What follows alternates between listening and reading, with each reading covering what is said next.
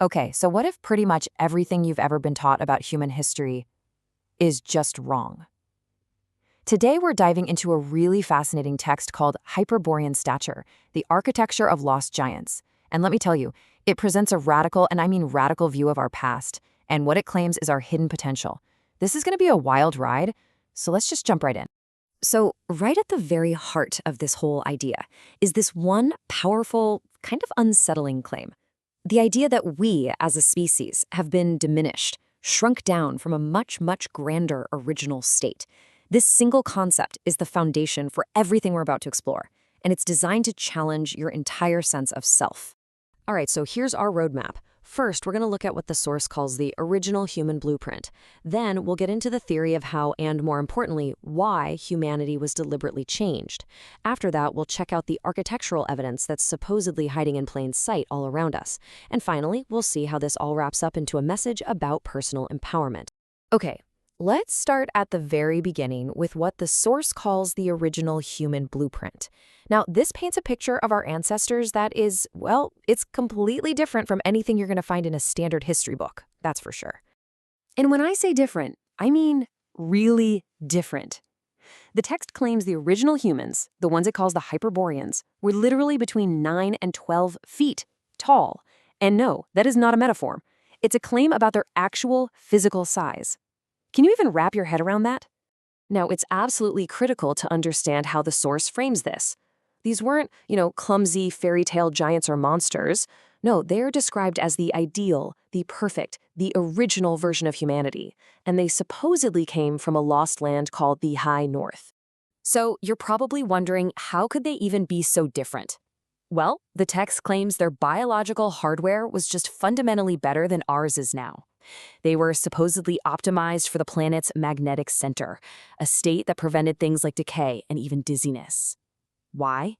Because they were in perfect harmony with the Earth's frequency. And that brings us to a really key term from the source: maximal resonance. See, this isn't just about being tall. It's a state of being. It's about this perfect biological harmony with the Earth's core energy. Just try to imagine for a second a total connection to the planet that supposedly gave these original humans all their incredible abilities.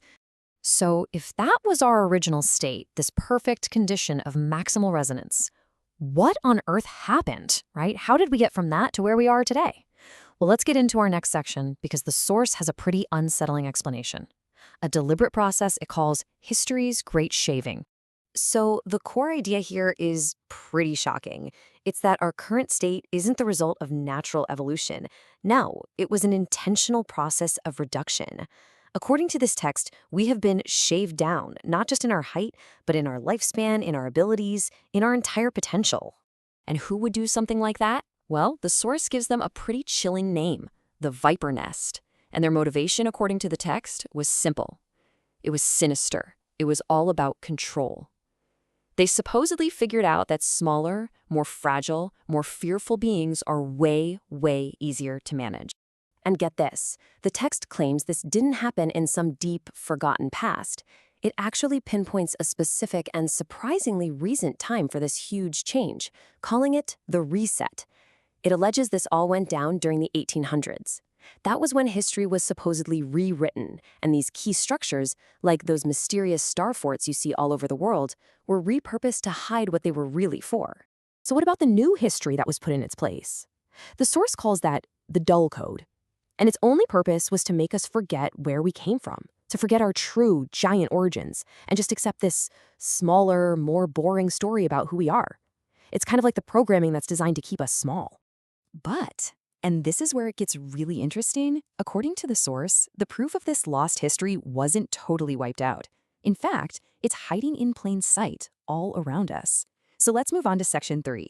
Architecture as evidence, and look at the clues we might be walking past every single day. And this brings us to a really simple but kind of profound question.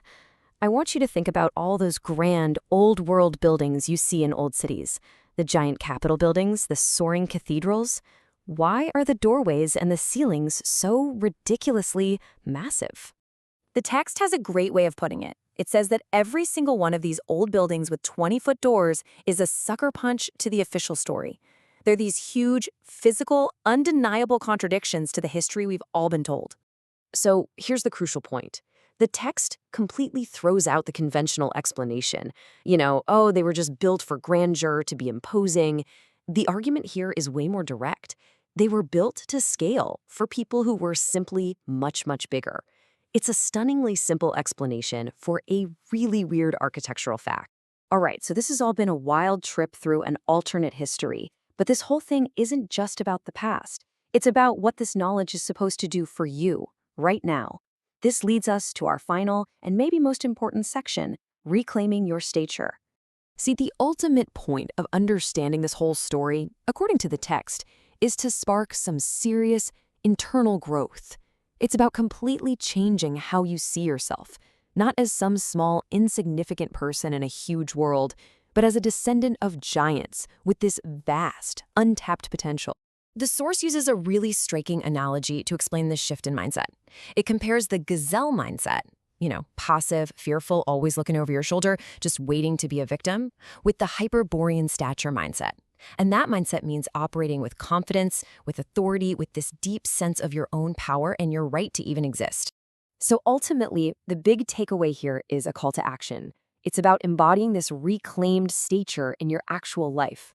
To stop shrinking yourself to fit in, and to start taking up the physical, mental, and energetic space that you are entitled to within what the source calls the grid, the fabric of reality itself. And so, after we've gone through this entire worldview, the source leaves us with one last profound question.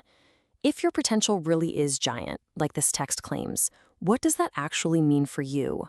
What space in this world are you truly entitled to? That's a question worth thinking about.